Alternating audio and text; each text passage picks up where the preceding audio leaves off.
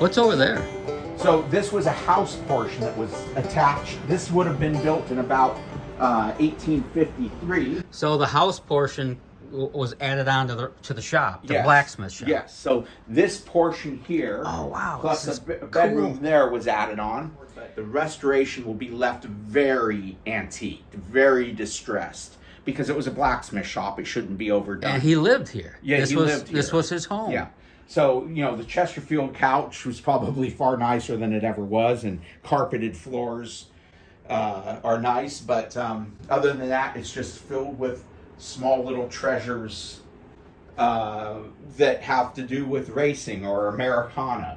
I kind of like, that's the racing side. This is becoming the Americana side. About 100 tote boxes unpacked yet, filled with racing memorabilia. So you see very little of it actually on display right now. How about this old jacket? So that's this was won by Chuck Arnold. This is an original 100-mile-per-hour jacket from his time at Indy 500. It was rookie year. Chuck Arnold? Yeah, Not Billy Arnold. not Billy Arnold. He was much earlier, I believe. Billy Arnold won the 500 in 1930. Yeah, yeah. So Chuck, no relation to Billy Arnold? No relation. This is his original driver pin from 1959. And this was a photo of him wearing the jacket. Oh, that's really cool. Thomas Caruso was kind enough to pass this on to me. Willard batteries. Yep. Yeah, a lot of things that were tied to sponsors of the racing, to me, they're just kind of an interesting. And this is an original Meyer Drake spark plug box. Wow. So this would have accompanied, you know, to midget races, sprint car races all over the place, carrying, you know, spark plug gaskets, the spark plugs, the shims. Man, that's really interesting. So that actually was supplied by Offenhauser. Fred? Yep. Fred Offenhauser. What's back there? That's going to be the kitchen. Okay. It's tiled and all that, I'm but we're gonna still peek. getting the walls prepped to. So are you are turning this into a home then? So what this eventually is going to be basically is this is going to be a 1-bedroom, 1-bath kitchen cottage that if a friend wants to come in for a race, That'd be me. then you come here and you book up a place, and we'll be done with this next year. That means something to me, you know, to stay and sleep in a building that was built in the 1850s, Yeah. you know. But that's something that's what I live for, that stuff. Yeah, well, It's so cool. What do you do with the building? I mean, you can't really turn it into a rental. It's not a responsible thing to do. It has to be low impact, and it has to be someone who respects the property. It'll be a bedroom. It's filled with junk right now, but that'll be a bedroom. So it'll have a bed and everything. No TV. But you can Who watch wants a your TV? computer. They didn't have TVs in 1848, I'm pretty sure. No. And what is upstairs? Just like So that is all right now just attic. Yeah. And okay. on this half, on the house half, is going to be early Americana. So I have maybe 100 old porcelain signs of various kind, some old racing bicycles. It's just early Americana. My wife's got a lot of early Shirley Temple. So that you'll go up there, will be Coke and Dr. Pepper and Shirley anything, Temple. Yeah. Anything early Americana will be up there. And then from the other half over, we're building up a new slot car track. I had one in California, Oh. didn't make the move. That's so cool. But these slot cars, if you call them slot cars, there's no pin. Actually, I have about a dozen of these. This one's not a runner, but they pick up an electric current off of a fence, 2 metal rail fence. And the wheels have a spring that keeps them preloaded to always push load into the metal fence. So basically picture like a 4-foot circle, and this car just sits there and runs around on it on a 12-volt train transformer. That's so interesting.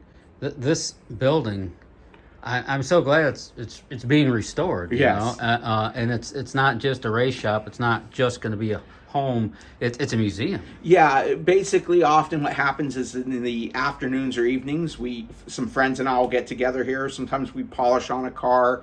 Sometimes I'm rebuilding a part. Sometimes I'm researching a car, so I'll be looking through photo albums.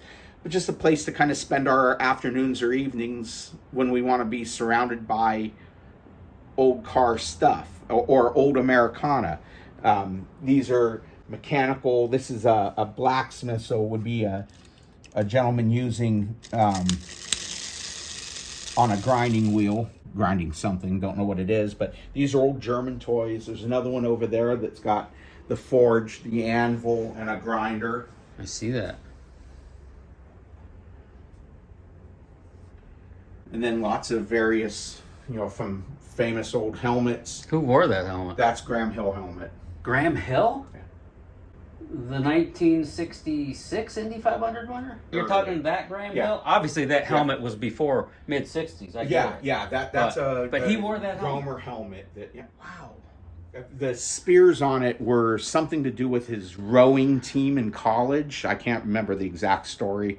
That's okay. So much research, you lose sight of it all. I collect old tether cars. That's a magnesium body dueling F. Anything that's fun and old. I love it. I'm all about that. You can't oversell the story. It really is that good. Well, it's a neat place. I have a long time, I have several cars still to restore in me, and I'll find some others. It sounds like when you get up every day, you are ready to get after life. I mean, Absolutely, you want to go. This passion that fuels you, that drives you. It never gets old for you, does it? No. I collect memorabilia from Grand Prix racing, IndyCar racing, Le Mans, endurance rallies, the Mille Miglia, the Targa Florio, the La Carrera Panamericana. That's an original steering wheel from Sterling Moss's winning 250F Maserati on the left.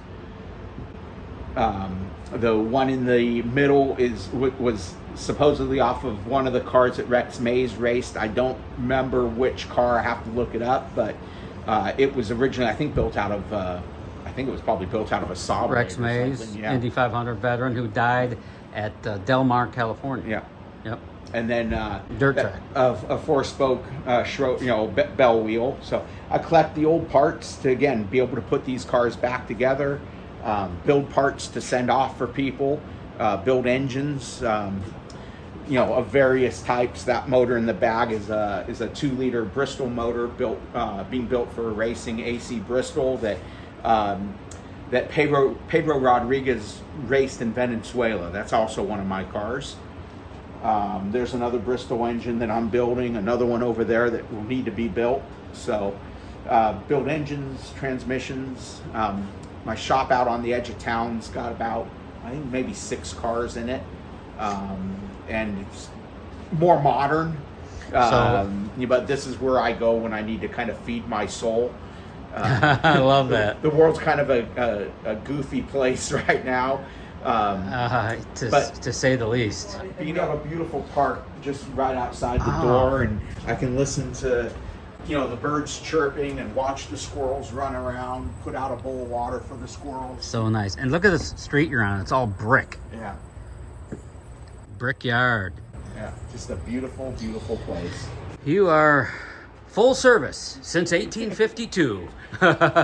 Keep the old cars, keep the old buildings alive. That's the goal here, and keep the stories. Keep people learning about things they didn't otherwise know.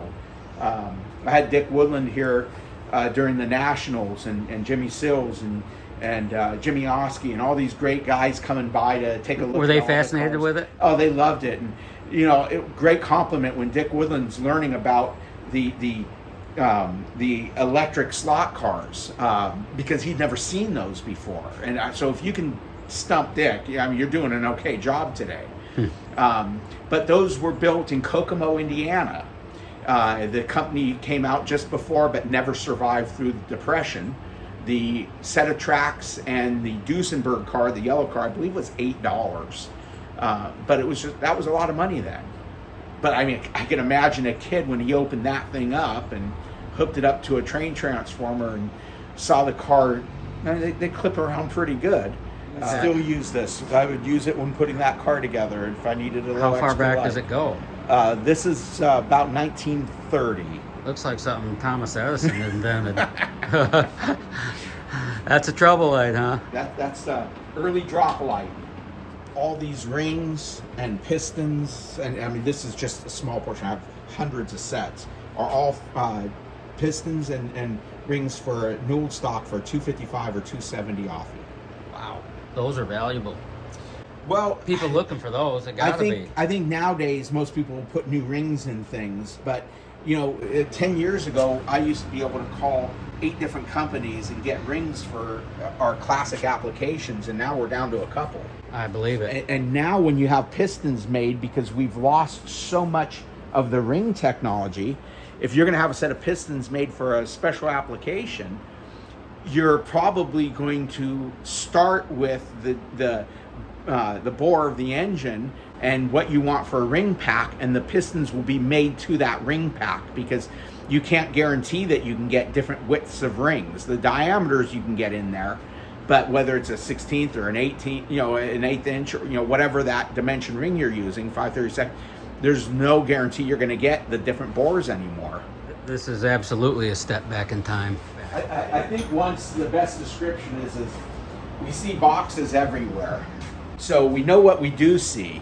It's what you're not seeing sometimes. There's I think there's those 2 tote boxes and those there that are just filled with Miller parts. Miller is, of course, the precursor to the Offenhauser. Yeah, it's this I'll still even use, which was an original piston and rod rack. Perfect circle. So you would assemble your pistons and rods, and you can just set them on there when they're done, put the rings on them, carry them over to the car, and start dropping them right in. So this Hallebrand gas cap, when you flip it upside down, it's serial numbered 18. Okay. So those are highly coveted now for people building hot rods, reproduced massively. The dash is sheet aluminum, as well as the motor plate. Bill Finley he moved to Indianapolis roughly in about 69, but grew up in Lakewood, California. Mm-hmm. So just like all the Indy guys building cars down there, Curtis and Epperly, when they need stuff, they just pop over and get it from the surplus that was from the airplanes. These cars were built just like land speed cars, like belly tankers and such, using tons of surplus parts, from fuel filters, oil filters, gauges. It's not uncommon to see the U.S. gauges were military spec gauges, the fuel on-off valves, the toggle switches. And then they took it to the level of going and buying sheet magnesium, the same thing. Bill Finley was, by a lot of people's accord, a very brilliant car builder, because he built cars at Indianapolis that were, I'm not going to say necessarily competitive, but they made the field at Indy, and he built them in his backyard in a garage on Patricia Avenue. There's a wonderful... They don't do that anymore. No, they don't do that anymore. There's a wonderful video that Robin Miller did. It was his series, I think, like Tough Guys, mm-hmm. Heroes of Racing. And he did an interview or did one on Bill Finley, who's been passed away for years now. But he actually used to take his race car to Finley to be repaired. And he kind of grew up, and Finley kind of took him under his wing and taught him about racing. If you watch the clip, Robin was very critical of himself and his escapades around Bill Finley, but there's a lot of people who really regarded Bill Finley as, right up there with an A.J. Watson, right, in the scope of being able to build engines, build cars, engineer cars, style a car. He did it all. And so I'm learning something today too, because prior to this day, I had never heard of Bill Finley. Yes. And it sounds like he was one sharp dude. He was a real sharp dude. He actually built fiberglass body panels that he sold, including Champ Car fiberglass tanks, shells, midget body parts and stuff. And what he would do is on the inside of the fiberglass panel, he'd laminate, and you'd see on this car where it says Finley's Fiberglass, he'd laminate his card on the inside. I actually have a new old stock shell up in the attic here that was never attached to a car, big tail shell for like a Champ car, and there it is, Finley's Fiberglass sitting right inside. I think it was Better Homes and Gardens or something, labeled Pella one of the top 2 towns in America, like top 2 towns in America to live. I can believe it. I'm amazed. This place is gorgeous. A town of about 10,000 people, somewhere in there. We Yeah. have, It's so well preserved. yeah. It's so clean. All